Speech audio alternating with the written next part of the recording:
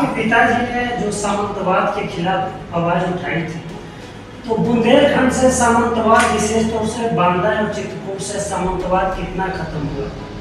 देखिए, सामंतवाद बुंदेलखंड से खत्म हुआ है और आज भी जो है सामंतवाद कोई किसी जाति की सामंतवादी व्यवस्था नहीं, सामंतवाद एक सोच है। नमस्कार दोस्तों, आप देख रहे हैं यूपी न्यूज और मैं हूं बलिराम सिंह। हमारे साथ हैं चित्रकूट सदर से पूर्व विधायक वीर सिंह पटेल जी। हम आपसे जानेंगे आपके पिताजी के बारे में, उन यादों को कि आपके पिताजी को आज भी आपके पिताजी ददुआ उर्फ शिव कुमार कुर्मी के निधन के 20 साल बाद भी बुंदेलखंड में आज भी उन्हें पूजा जाता है। उन्हें क्यों पूजा जाता है, लोग क्यों पूछते हैं? दलित पिछड़े वर्ग के आज भी वो क्यों मसीहा के तौर पे जाने जाते हैं, आप बताएंगे। वीर सिंह जी, आपका बहुत बहुत स्वागत है। बहुत बहुत धन्यवाद आपको। अच्छा, ये बताइए कि आपके पिता के निधन को 20 साल होने जा रहे हैं। 2007 में आपके पिताजी का काउंटर हुआ था। हम जानना चाहते हैं कि 20 साल बाद भी ददुआ को बुंदेलखंड के लोग एक मसीहा के तौर पर क्यों मानते हैं, क्यों याद करते हैं? देखिए, जहाँ तक मेरा मानना है, मैं लोगों के बीच में जाता हूँ और हम जहाँ जाते हैं तो जो गरीब है, आदिवासी है, पिछड़ा है, और उसको निश्चित रूप से उसकी मदद करते थे। कहीं न कहीं उनकी शादियाँ हों, उनके और भी कोई काम हो, वो उन लोगों की मदद करते थे। तो जो आदमी जिसका सहयोग करेगा, बीमारी में, शादी में, गरीबी में, भूख में, वो उसी को तो याद करेगा। तो निश्चित रूप से वो उस क्षेत्र में जहाँ थे वहाँ गरीबों का, आदिवासियों का और वहाँ के लोगों को मदद किए हैं। इसीलिए और आप हमसे बेहतर तो जान सकते हैं, आप आइए वहाँ चित्रकूट में और वहाँ घूमिए, गांव में जिस क्षेत्र में रहते थे वहाँ देखिए, लोग वहाँ खुद स्वयं बताएंगे कि उन्होंने गरीब लोगों के बीच में कितने काम किए। अच्छा, जब 2007 में आपके पिताजी का एनकाउंटर हुआ तो उस समय आप कहाँ थे? आपको खबर कब पता चली? देखिए, 2007 में जब एनकाउंटर हुआ तो हम लोग रायबरेली में थे। उस समय हमें रायबरेली में जानकारी हुई, हमारे चाचा जो है वो भी जेल में थे। और अच्छा, साथ में आपके चाचा जी जेल में? हाँ, चाचा जेल में थे, हम लोग यहाँ रायबरेली में थे।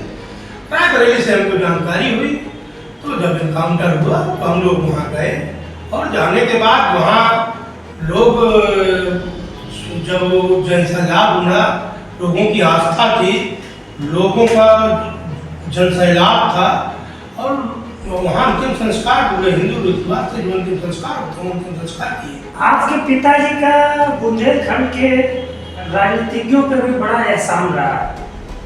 ठीक है, तब हम नहीं राजनीति में थे, न हम उस बारे में कुछ कह सकते हैं कि इसके ऊपर क्या था। वो उन्हीं लोगों से पूछिए जिन लोगों के ऊपर रहा जो उस समय राजनीति में रहे हो। एक जानकारी तो आप बता सकते हैं, कभी आपके परिवार से और पूर्व सांसद आर.के. पटेल के परिवार से बड़े घनिष्ठ संबंध हुआ करते थे, आज वो संबंध क्या है? देखिए, हम लोग जिस विचारधारा में खड़े थे, हम व्यक्तिगत समाजवादी नेताजी के साथ और राष्ट्रीय अध्यक्ष जी के साथ, हम उस विचारधारा को, समाजवादी विचारधारा को, नेताजी विचारधारा को हम आज भी आगे बढ़ा रहे हैं और उस विचारधारा में आगे भी उसी विचारधारा को लेकर लोगों के बीच में आगे जाते जाएंगे। और जो लोगों ने उस विचारधारा, पहले उनकी विचारधारा कुछ और थी, फिर विचारधारा उनकी बदली, समाजवादी हुए, फिर विचारधारा उनकी कहाँ चली गई, तो वो तो वही बेहतर बता सकते हैं। हम लोग राष्ट्रीय अध्यक्ष जी अखिलेश यादव जी और नेताजी के एहसान। अच्छा, आपके पिताजी ने जो सामंतवाद के खिलाफ आवाज उठाई थी, तो बुंदेलखंड से सामंतवाद, विशेष तौर से बांदा और चित्रकूट से सामंतवाद कितना खत्म हुआ? देखिए, सामंतवाद बुंदेलखंड से खत्म हुआ है और आज भी जो है सामंतवाद कोई किसी जाति की सामंतवादी व्यवस्था नहीं, सामंतवाद एक सोच है। सामंतवादी व्यवस्था का कोई किसी गरीब को प्रताड़ित करे, कोई किसी उसको अपने उससे पानी न पीने दे, तो ये एक सोच है।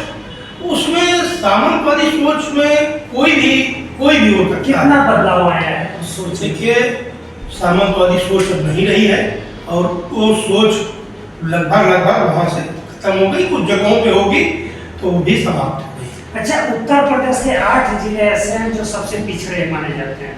देश के जो 108 या जो भी समथिंग जिले हैं, उनमें उत्तर प्रदेश के 7 या 8 जिले हैं जो सबसे पिछड़े हैं, और उनमें एक चित्रकूट भी है। तो वो जो पिछड़ा चित्रकूट है, उसमें कहाँ तक सुधार हुआ है? देखिए, निश्चित रूप से अगर बुंदेल स्वास्थ्य, शिक्षा, देखिए निश्चित रूप से आज भी बुंदेलखंड पिछड़ा है।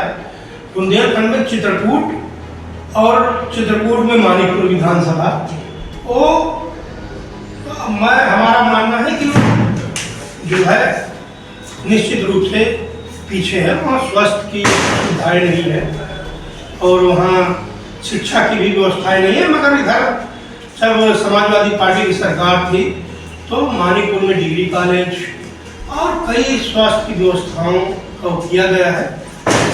सरकार बनेगी तो फिर जो है पानी की समस्या कितना दूर है? क्या महोबा में जितना पानी की किल्लत है, समस्या है, उतना ही चित्रकूट में है या सुधार हुआ है? देखिए, पहले की अपेक्षा अब तो सुधार है।